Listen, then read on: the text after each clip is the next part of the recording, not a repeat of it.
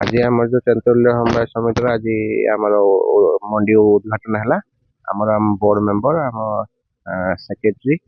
President मु आम staff सब मिसी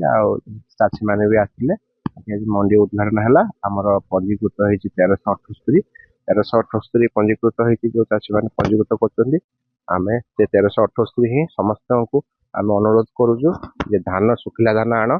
एवं तुम प्राप्य जहाँ 3100 टका गवर्नमेंट अच्छी से 3100 टका नियो कटनी छटनी हबार ना सरकार नियम अनुजाई जो अच्छी तार राशिफल अच्छी से आप निजे उपकृत हूँ। बोर्ड मेंबर समान अच्छी चाषी किसी उपस्थित अच्छा संपादक अन्य उपस्थित अच्छा धान विगत दिन में जो भाई चाषी मान स्वार्थ को रक्षा कर धान किणा जाऊला एवर्ष से किणा समस्त चाषी को सुविधा दिज्व आम चेष्टा करूँ जे सबू चाषी धान नापी चेष्टा करूँ चेष्टा कर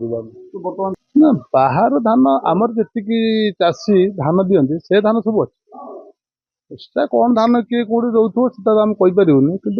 चाषी जी धान आम पाखक आने से धान उपस्थित अच्छे सब चाषी मत रखी धान धान सरकार तो कौच एफएक्यू मान धान नापी आम पाक मिलर आसीना मिलर आसिले सहित आम चाषी गोटे मीटिंग रखेबू आम बोर्ड मेंबर बसिक आम फैसला करूँ कौन कि धान किने तापर धान किणव सरकार जहाँ नीति नियम निर्धारण कर समस्त चाषी मान सुविधा अच्छी एफएक्यू मान धान देवे गवर्नमेंट जो इनपुट सहायता राशि अच्छी सहित 3100 टका मूल्य निर्धारित मूल्य पाइबे पैसा समस्त चाषी एथुर कहीं वंचित हेबे नहीं। गत थर ये सुविधा ये समस्त को उपलब्ध होता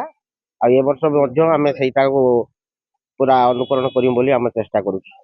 बर्तमान सुधा टार्गेट किसी आसीनी आम पाखक कौन मेसेज ना केवल चाषी मान मेसेज हो सारी चाषी मैंने आसिक आम पाखे आवेदन कर सारे से धान किनापी आसी जाइए मेसेज